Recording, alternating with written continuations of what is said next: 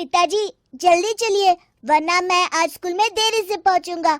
मेरी टीचर बहुत गुस्सा करती है। हाँ हाँ बेटा, अभी चलते हैं, बस 2 मिनट रुको। तभी रमेश की पत्नी कमरे से बाहर आती है और रमेश से कहती है, सुनिए जी, आज शाम को आप ऑफिस से जरा जल्दी घर आ जाइएगा। याद है ना, आज आपको मुझे शॉपिंग कराने के लिए लेकर जाना है। अरे भाग्यवान, इस महीने हाथ जरा तंग है। मेरी मानो तो शॉपिंग का विचार कुछ दिनों के लिए अपने दिमाग से निकाल ही दो। मैं तुम्हें अगले महीने पक्का शॉपिंग कराने ले जाऊंगा। अभी मुझे चलना चाहिए, वरना राजू को स्कूल पहुंचने में देर हो जाएगी। देखिए जी, अब आपके ये बहाने पुराने हो चुके हैं। मैं कुछ नहीं जानती। आज शाम को मुझे शॉपिंग करने जाना है, मतलब जाना है। आगे आपकी मर्जी। अच्छा ठीक है भाग्यवान, अब तुम पूरा घर सर पर मत उठाओ, मैं कुछ करता हूँ। इतना कहकर रमेश अपने बेटे राजू को लेकर वहां से चला जाता है। घर से निकलने के लिए रमेश जैसे ही अपनी मोटरसाइकिल शुरू करता है, तभी उसकी माँ उसे आवाज देकर कहती है, अरे रमेश, आज शाम को मुझे कुछ पैसे दे देना। याद है ना, मैंने तुझसे कहा था कि मुझे मंदिर में चढ़ावा चढ़ाना है। अरे माँ, मेरी तनख्वाह आने में अभी 10 दिन बचे हैं, अभी मेरे पास बिल्कुल पैसे नहीं है। हाँ, मेरी तनख्वाह मिलते ही मैं तुम्हें पैसे दे दूंगा। रमेश की माँ चिढ़कर कहती हैं, अरे तेरा दिमाग तो खराब नहीं हो गया? मैंने तेरे भरोसे मंदिर के पुजारी जी से वादा कर दिया है और तू कह रहा है कि पैसे नहीं है। अब मैं पुजारी जी को क्या जवाब दूंगी? तुझे तो मेरी इज्जत की भी कुछ परवाह नहीं है। अच्छा ठीक है माँ, अब तुम गुस्सा मत करो, मैं शाम तक कुछ इंतजाम करता हूँ। इतना कहकर रमेश वहां से चला जाता है। फिर दोपहर को जब रमेश अपने दफ्तर में बैठा होता है, तब उसे अपनी पत्नी और माँ की बातें याद आती हैं। रमेश अपने दफ्तर के एक साथी मोहन से कुछ रुपए उधार मांगता है। अरे भाई मोहन, मेरा एक छोटा सा काम कर दो, मुझे कुछ रुपयों की सख्त जरूरत है। मुझे कुछ दिनों के लिए क्या तुम रुपए उधार दे सकते हो? अरे रमेश भाई, मैं तुम्हें पैसे उधार तो दे सकता हूँ, लेकिन मुझे वक्त पर पैसे लौटा देना। वैसे भी मेरा मानना है कि दोस्ती यारी में कभी पैसों का व्यवहार नहीं करना चाहिए। ये कहावत तो तुमने सुनी ही होगी कि उधार प्रेम की कैंची है। मैं नहीं चाहता कि पैसों को लेकर हमारा रिश्ता खराब हो। अरे मोहन, तुम बिल्कुल चिंता मत करो, मैं तुम्हारे पैसे वक्त पर लौटा दूंगा। फिर मोहन रमेश को पैसे दे देता है। शाम को घर आकर रमेश कुछ पैसे अपनी माँ को देता है और साथ ही अपनी पत्नी को भी शॉपिंग कराने बाजार लेकर जाता है।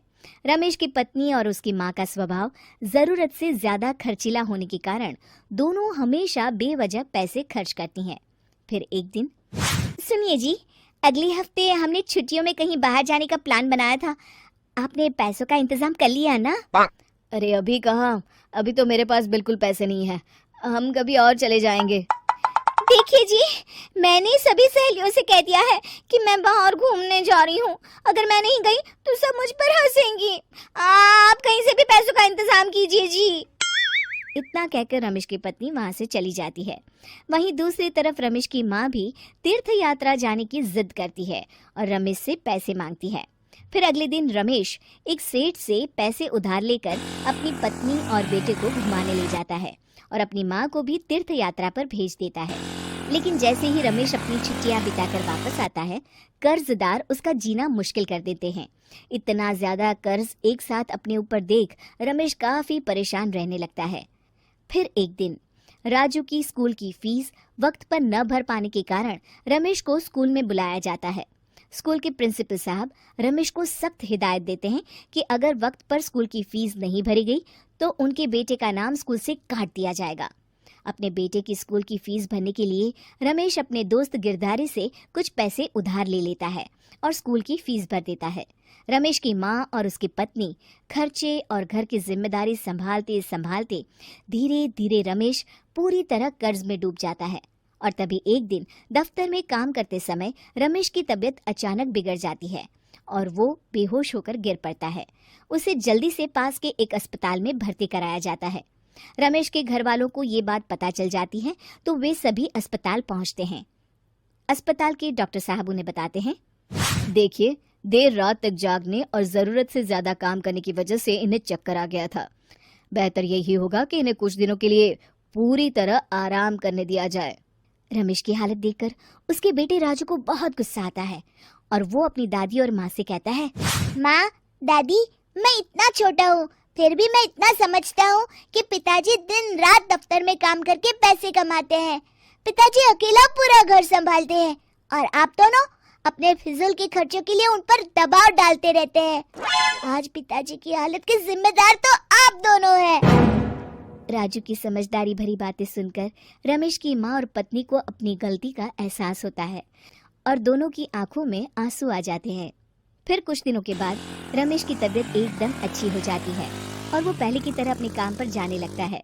रमेश की माँ और पत्नी अब उसे किसी प्रकार की कोई तकलीफ नहीं देते और ना ही उससे किसी चीज की मांग करते हैं। फिर देखते ही देखते रमेश अपने कर्ज के सारे पैसे चुका देता है। उसकी जिंदगी पहले की तरह अच्छी हो जाती है और वो अपने परिवार के साथ खुशी खुशी रहने लगता है। शिक्षा, हमारे रिश्ते एक तराजू की तरह होते हैं जिसकी दोनों ओर जिम्मेदारी और समझदारी का वजन बराबर होना चाहिए।